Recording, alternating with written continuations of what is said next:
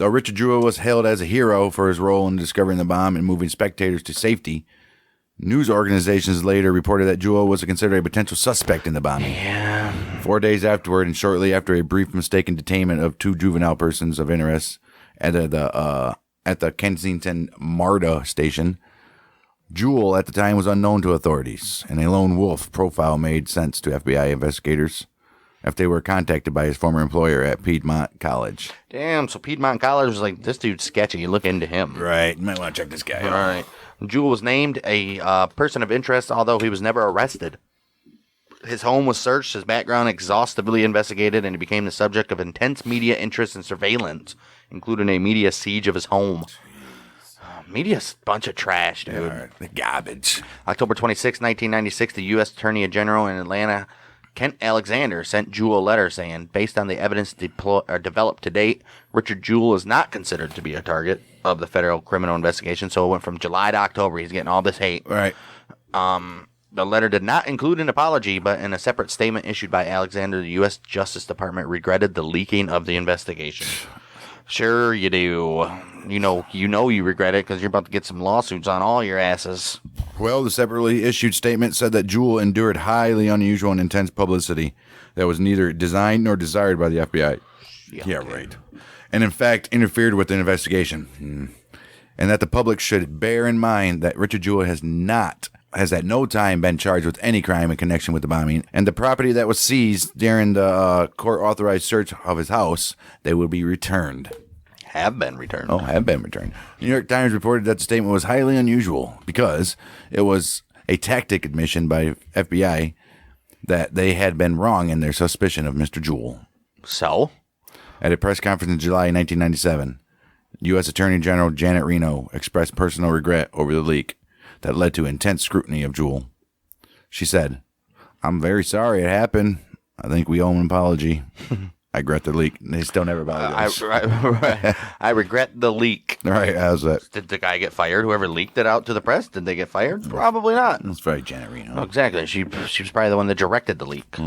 After Jewell was cleared, the FBI admitted it had no other suspects, and the investigation made little progress until early 1997, when 2 more bombings took place, one at an abortion clinic and a lesbian nightclub. Oh, shit.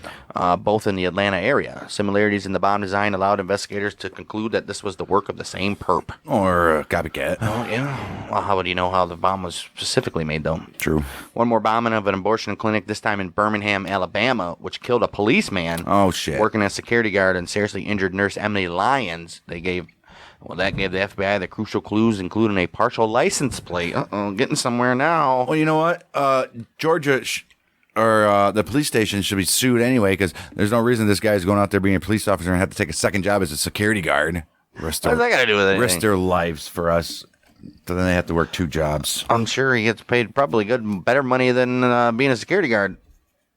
He probably gets paid $30,000 a year to be a cop. To be a cop? Maybe 50. No, cops are making like 70. Hells knows. $55,000 per year average.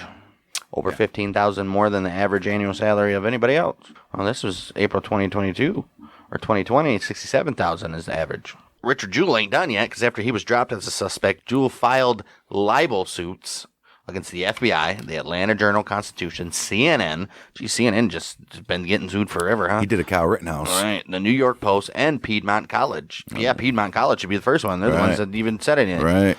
Jewell sued the Atlanta Journal-Constitution because, according to him, the paper's headline, which read, "FBI suspects hero guard may have planted the bomb."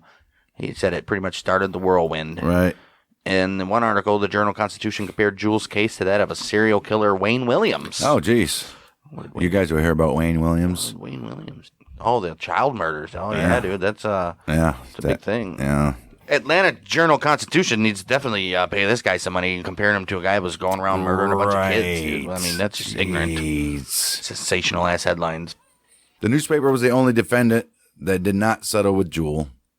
The lawsuit remained pending for several years, having been considered at one time by the Supreme Court of Georgia, and had become an important part of case of law regarding whether journalists could be forced to reveal their sources. Absolutely. Why wouldn't you be able to? Why wouldn't you make them? Right. I mean, come on. Why wouldn't you?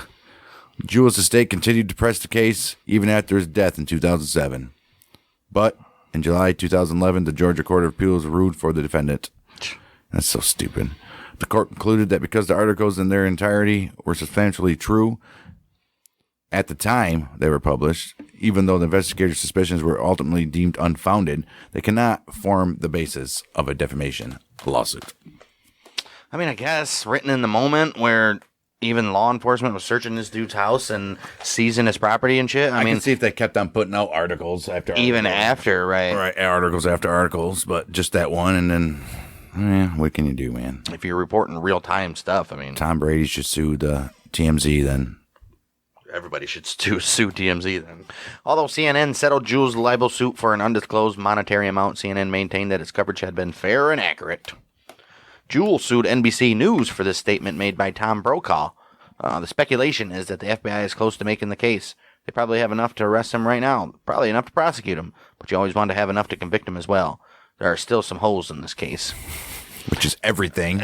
Even though NBC stood by its story, the network agreed to pay Jewell $500,000. Yeah, of course they are. Jay Leno also apologized during a Tonight Show episode on October 28, 1996. Sure. You know they made him. I'm sure he did a little skit making fun of him or something. That's why he apologized. Or they made him apologize for the network. NBC made him, yeah. Oh, they made Jay Leno do it? Yeah. Well, it was probably in the suit. It was like, I want an apology for fucking Jay Leno's bitch ass, right. too. You tell Jay. On air. Right. July 23rd, 1997. Jewell sued the New York Post for $15 million in damages, contending that the paper portrayed him in articles, photographs, and editorial cartoon as an aberrant person with a bizarre employment history, who was probably guilty of the bombing. Probably guilty. He eventually settled with the newspaper for an undisclosed amount of money. Oh, he got a couple millions. You know it. Jewell filed a suit against his former employer, Piedmont College. Yeah. Its president, Raymond Clear, and college spokesman, Scott Rawls. So both of those guys and the college. Yeah. Damn. Jewell's attorneys contended that Clear called the FBI and spoke to the Atlanta newspapers, providing them with false information on Jewell and his employment there as a security guard. Yeah, snitches. Jewell's lawsuit accused Clear of describing Jewell as a badge-wearing zealot. Wow. Who would write epic police reports for minor infractions. Epic police reports. Nice. He probably did, too. It was like, the suspect... the suspect turned 90 degrees into the roadway and initiated a jaywalk, and he was probably all extravagant with his descriptions. And he liked his job, right? Man, I guess. Well, no, it seems like a little tyrant. Right. Just writing up everybody. He's like a damn mall cop, dude. Right. The college, they settled for an undisclosed amount. Yeah, I'm sure they did. 2006, Jewell said the lawsuits were not about money. Well, a little bit about money. And that why you do a lawsuit. Right. And that the vast majority of the settlements went to lawyers or taxes. Probably. He said the lawsuits were about clearing his name. But the FBI already cleared his name. 2006, Georgia Governor Sonny Perdue honored Jewell for his rescue efforts during the attack and publicly thanked him for saving people's lives. Perdue said that Jewell deserves to be remembered as a hero. In the years after the bombing, Jewell worked in various law enforcement jobs, including a police officer in Pendergrass, Georgia. Nice. He worked as a deputy sheriff in Meriwether County, Georgia, until his death. Nice. He also gave speeches at colleges. Fantastic. Look at that. So you got the...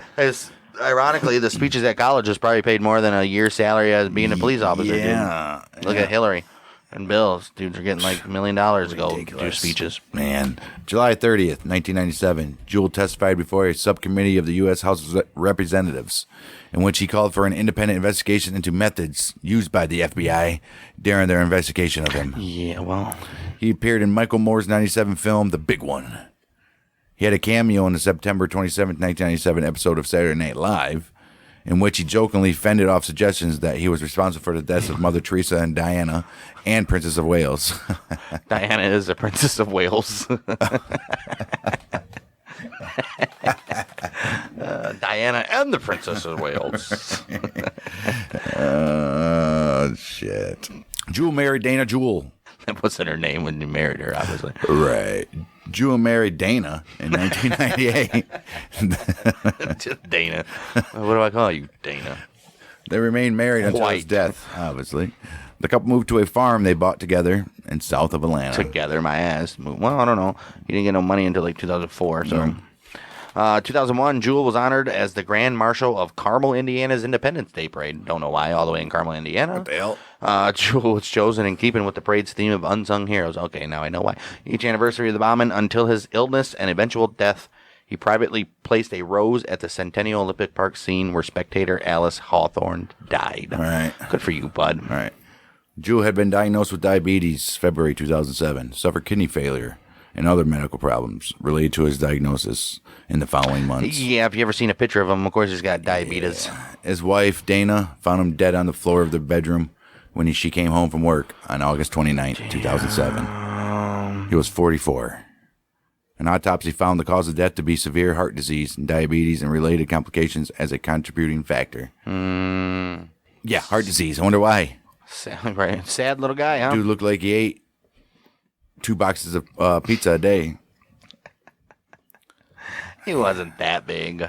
A monument honoring Richard Jewell as well as other law enforcement and first responders was dedicated in November 2021 at the Quilt of Remembrance in Centennial Olympic Park. Nice. Good for you, Richard Jewell. He's also been portrayed in a film called Jewel. Yeah. It's called Richard Jewell. Right. Released in the United States December 13, 2019. It was directed and produced by Clint Eastwood.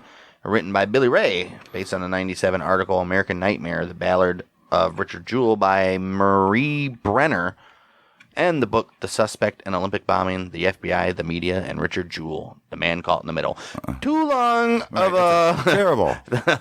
Too long of a title by Kent Alexander and Kevin Solwyn. And it took 2 guys to write it. In the movie, the Jewell is played by Paul Walter Hauser. I wonder if that's Cole's relation. The 2020 season 2 of the crime drama anthology series Manhunt, also called Manhunt Deadly Games, centers on the story of the Centennial Park bombing and the other bombs planted by Rudolph. Richard Jewell is portrayed by Cameron Brighton. I could see it more than the other guy. Right. References made to the unjust allegations against Richard Jewell based on a psychological profile on the television series Criminal Minds. Oh. Season 3, Episode 1, in case you're wondering.